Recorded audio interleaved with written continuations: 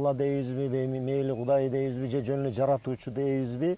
Кыскасы, бүтүндөй баарын жаратып койгон бир конструктор бар деген көз карашта. Ошо жаратуучунун болсун деген эле сөзүнөн ушул материалдык дүйнө пайда болуп калды деген ойда. Адам бул акыйкат, адилет, чындыкты түзүүчү. Адам бул арамза көрө албас шылдыңдап күлүүчү.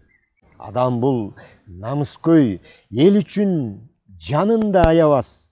Кара өзгөй калпычы баш кесер, каракчы жакынга карабас.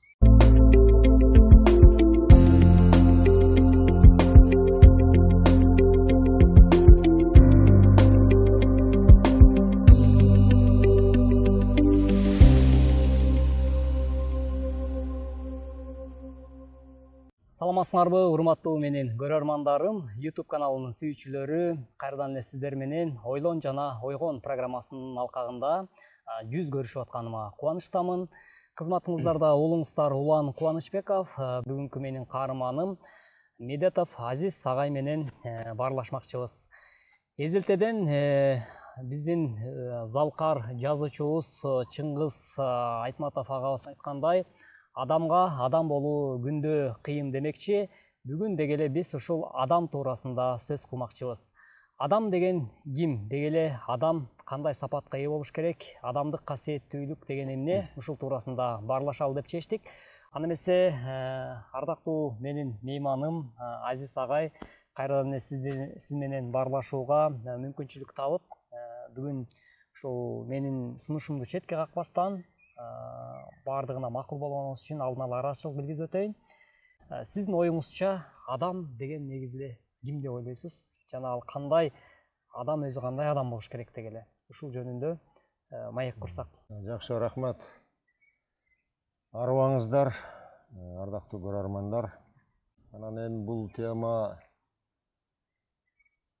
бир чети оңой көрүнгөн менен ары татаал, ары терең тема. Муну кылымдап адам баласы дегеле жаралгандан бери ушул күнгө чейин илимпоздор, философтор, түрдүү тармактын ээлери изилдеп келет.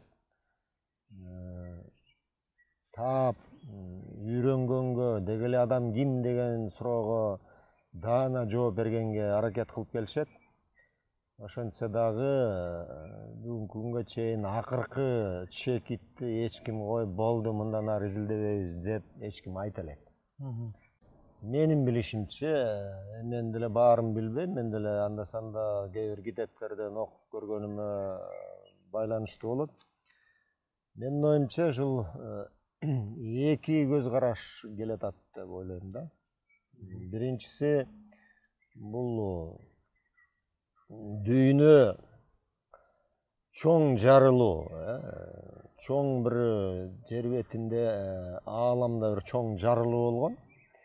Анан ошол жарылуудан кийин эле биз көрүп турган ай аалам, тиги жылдыздар, күн баары ушу ирети менен жаралып эле, планеталар пайда болуп эле, анан мезгилдер, кылымдар өтсө эле, анан жер бетине жан жаныбар пайда болуп, анан жаратылыш пайда болуп, адам заты пайда болду деген бул эми илимий түшүндүрүү дейбизби? Ушундай бир көз караш бар да менин билишимче.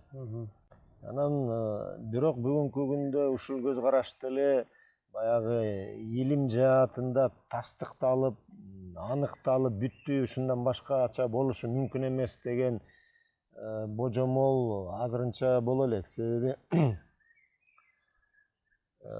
мындай бир кызык нерсе да, жарылуудан кантип эле сонун иреттүү жаралган, мына биз көрүп турган кереметтүү табигат кантип эле жарылгандан кийин пайда болуп калсын деген суроо турат да. Бул эми логикалык суроо.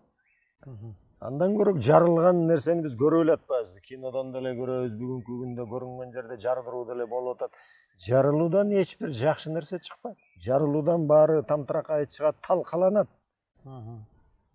Жарылуудан сонун иреттүү нерсе дүйнө пайда болбойт, тетирисинче талкаланып бүтөт. Муну илимий көз караш деп атаган менен бул кичине окшошпой атат да. Мындай илимге деле, эми илим поздор эмне деп айтат, бул кылымдар өтсө, миллиондогон жылдар өтсө, анан өзүнөн өзү пайда болуп деп ушинтип түшүндүрө берет да. Биз деле мектептен деле ушинтип окубадык, бирок кылымдар өтсө эле анан ушундай сонун пайда болуп калды. Эми бул өзү илимий теория деп айтылган менен мындай кошпой атат, окшошпой атат чындыккачы.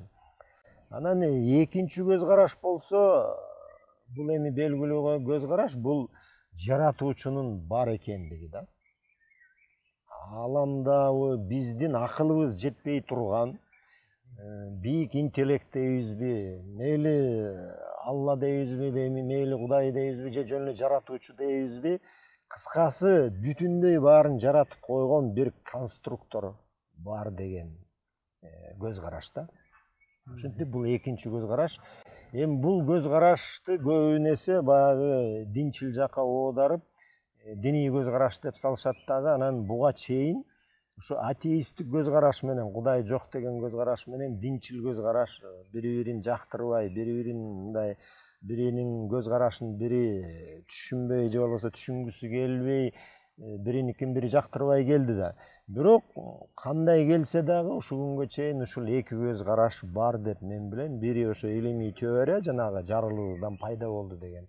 Ошонун ичинде адам заты да ошентип пайда болду. Ал эми экинчи теория ушул жок, анын баарын биринчи жаратуучу жаратып койгон. Ошо жаратуучунун болсун деген эле сөзүнөн ушул материалдык дүйнө пайда болуп калды деген ойда. Анан эми бул ойду аябай кеңири айтса деле болот. Эми бул биз азыр 5-10 мүнөттө мунун баарын айтып бүтө албайбыз. Бул терең маселе, деги эле адамдын өзү жөнүндөгү илим аябай эле терең кетчү нерсе да. Ал турмак илим катары деле каралып көрө элек менин билишимче. Атайын дүйнө бетинде, жеке эле Кыргызстан эмес, дүйнө бетинде адамдын ким экендигин аныктап берген деги эле окуу жай да жок, өзүнчө илимий мындай илим изилдөө мекемелери деле жок. Эми мындай жана психология тигибу деген майда барат да, анан философия деген көз караштар бар. Бирок аныктап тактап ушу адамдын өзүн изилдеген илим деги эле жок эсе. Ошон үчүн муну кантип тааныйбыз дегенде, анан жанагыдай эки көз караштан алганда бири илимий көз караш менен далилдегенге аракет кылышат экен. Экинчи болсо жаратуучунун көз карашы. Анан ал жаратуучунун көз карашын кайдан билебиз дегенде, эми мусулманчылыкта айтылат, Алладан келген 4 китеп бар деп коет, 4 китеп кайсы десе, Тоорат, Забур, Инжил, анан акыркысы Куран деп жүрөбүз. Эми ошол жаратуучунун оюн билиш үчүн, кантип жаралганын, анан адам баласы кантип пайда болгон, адам деги ким өзү, эмне үчүн ушул планетага пайда болуп калды, анан эмне болуш керек деген мындай кызыктуу бир чети терең суроолорго ар бир адам жооп алгысы келсе, анда жанагы жаратуучу тарабынан мындай ачылыш дейбизби, ошол ачылып берилген ошол 4 китепти окуп көрүшү керек менин сунушум. Анан ошону окуп көрсөңүздөр, анан балким кандайдыр бир маалымат аласыздар. Анткени жакшыбы, жаманбы, жакпайбы, жагабы, ал башка кеп. Ар бир адамдын азыр мындай жактыруусу ар кандай да. Дүйнөдө миллиарддаган адам бар, анын ичинде Кыргызстанда 6 миллион адам болсо, 6 миллиондун 6 миллион башка көз карашы бар. Баарына жагып бүтө албайсың. Бирок ошентсе дагы маалымат алгысы келгендер окуп көрсө, ошол жактан бир маалымат алат эле деген оюмда. Ар бир инсандын, ар бир адамдын табияты ар түрдүү, бирок ошол табиятыбызга жараша адам ойлонуп, изилдеп, көп маалыматка ээ болуш үчүн, демек, окуп, изилдеп көрсүн деген бир ойду айтпадыңыз, Эми ошол маалыматтан мен да окуп көргөм, анда ошол китептеги маалыматтар минтип айтат. Биринчи, эми жаратуучу баарын жаратып келип, могу биз көрүп турган күндү, айды, жаратылышты жаратып келип, анан эң акыркы адамды жаратты дейт. Адамды топурактан эле, бир уш топурактан, эми могу топурак кайсы топурак экенин мен айта албайм, бирок ошол топуракка жаратуучу өзүндөгү демин үйлөп киргизип тирүү жан кылып койду дейт.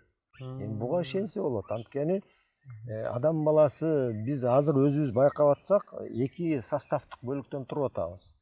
Биринчиси мына чын эле кол башыбыз топуракка окшошуп бозоруп турат. Бул биздин көз көрүп турган денебиз. Көз көргөн нерсе бул тышкы дүйнө менен байланыштырыш үчүн керек экен да. Мисалы көз көрүп атат, кулак угуп атат, жыт билип атабыз. Бул сырткы чөйрөнү таанып билиш үчүн мооракей дене жаралган.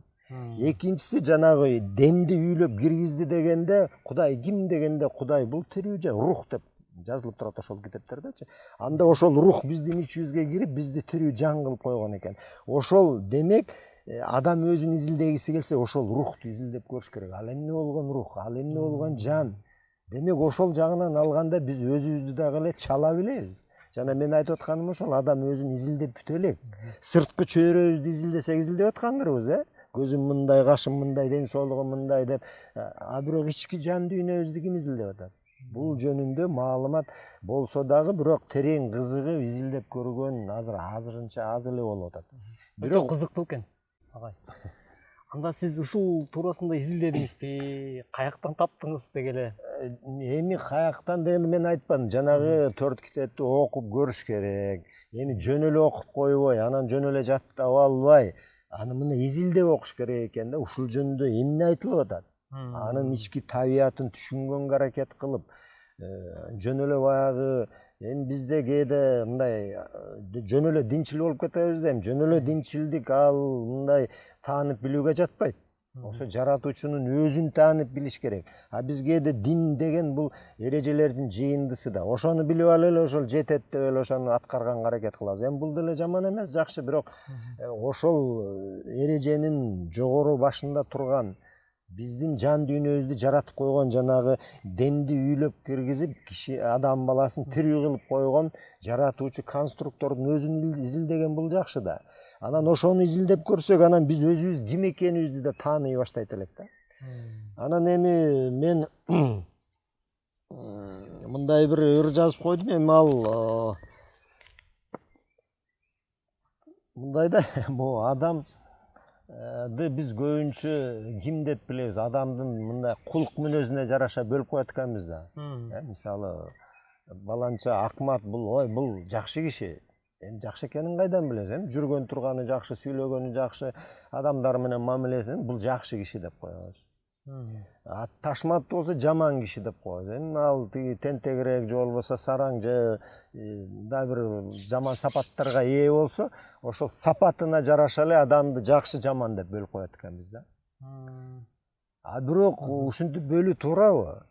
Анан жанагы ыйык китептер деп коелу, жанагы китептерди. Ошолорду окуп көрсөңөр, адам баласын антип бөлбөй эле.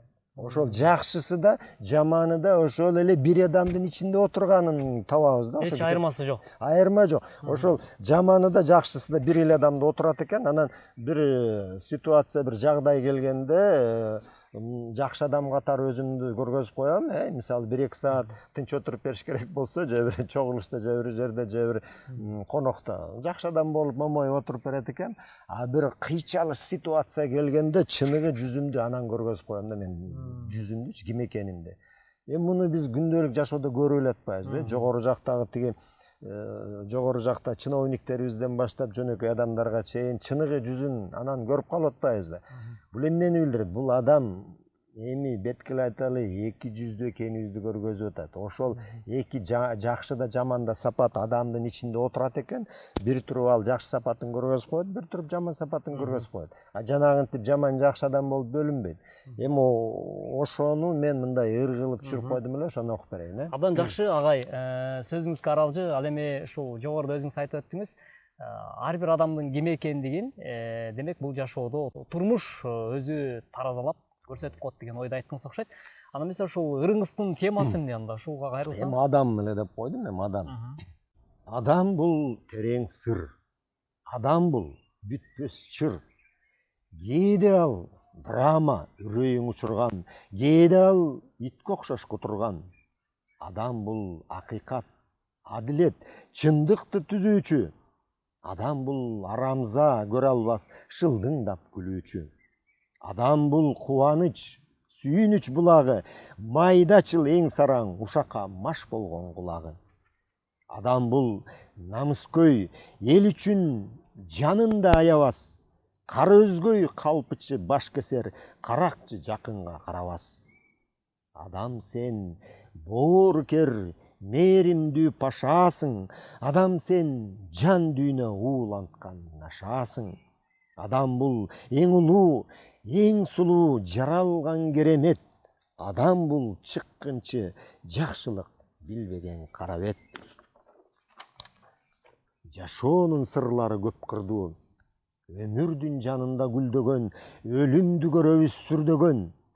Адамдын жүрөгү тойбогон, жакшысы жаманы санаалаш. Ушунун баарысы катылган, бир эле адамда аралаш. Табышмак чечилбейт катылган, жүрөгүң көз жашка жуулбаса, жан дүйнөң апакай боло албайт, кайрадан Кудайдан туулбаса. Баракелде Азиз аба, сизге чоң рахмат, ыраазычылык билгизебиз. Чындап эле бүгүнкү учурда ушул деги эле адам деген ким деген суроого ушул ырыңыз аркылуу жооп кайтарып, адамдын деги эле адам ким экени туурасында ушул ырыңызды абдан сонун баяндап өтүптүрсүз. Мына ушундай адамдын жан дүйнөсүнө руханий азыктарды тартуулаган жакшынакай ырларыңызды дал болсо жарата бериңиз. Бар болуңуз, аман болуңуз деген тилегимди билдирүү менен бизге бөлүнгөн убакыт дагы өз соңуна келип жетип калды. Акырында эркин микрофон сизге сунайын. Жалпы менин көрөрмандарыма карата болгон каалоо тилегиңиз. Рахмат. Мен азыр бул ырда эң аягында байкасаңар, жан дүйнөң апакай боло албайт, адам заты кайрадан туулбаса деген бир саптарды угуп калдыңар да.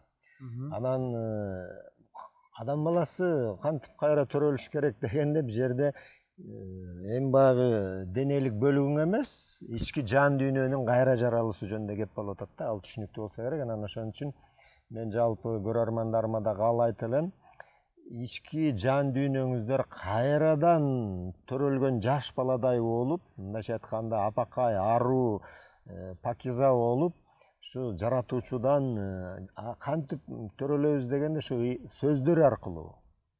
Мисалы, эң башында сөз болгон деп айтылат экен. Демек, жаратуучу бул дүйнөнү кантип жаңыдан жаратып койсо, сөз аркылуу биздин жан дүйнөбүздө кайрадан жаралууга акысы да бар, мүмкүнчүлүгү да бар экен да. Ошон үчүн жан дүйнөңүздөр кайра жаш баладай болуп жаралса, ошондо биздин бүтүндөй жашообуз оңолмок. Демек, ар бир адам дагы ошол дүйнөдө жашап аткандан кийин, ушул өлкөдө жашап аткандан кийин, ушул өлкөбүз да жаңыдан жаралмак да. Эгер ар бир адам жаңыдан жаралгандай болуп, ички дүйнөсү таптаза болсо, анда бүтүндөй өлкөбүз таптаза, бири-бирибизге болгон мамилебиз укмуш сонун болмок да. Мындайча айтканда, жомоктогудай болмок да. Ошон үчүн жан дүйнөңүздөр кайрадан жаралгандай болсун. Ошого умтулуңуздар, жетиңиздер, издениңиздер. Аманчылык каалайм, бар болуңуздар. Чоң рахмат, агай, айткан тилегиңиздин баардыгы кабыл болсун. Ата канат демекчи, дал ошондой жакшынакай табиятка ээ бололу деген тилек менен бүгүнкү көрсөтүүнү жыйынтыктап жатып, баардыгыңыздардын жүрөгүңүздөр, пейилиңиздер ак жана дилиңиздер таза болсун деген тилек менен Ойлон жана ойгон программасынын көшүгөсүн жапмакчымын. Урматтуу көрүүчүлөрүм, эмки көрсөтүүдөн дал ушул Ойлон жана ойгон программасында Мезгил медиа каналынан кезишкенче амандыкта туруңуз.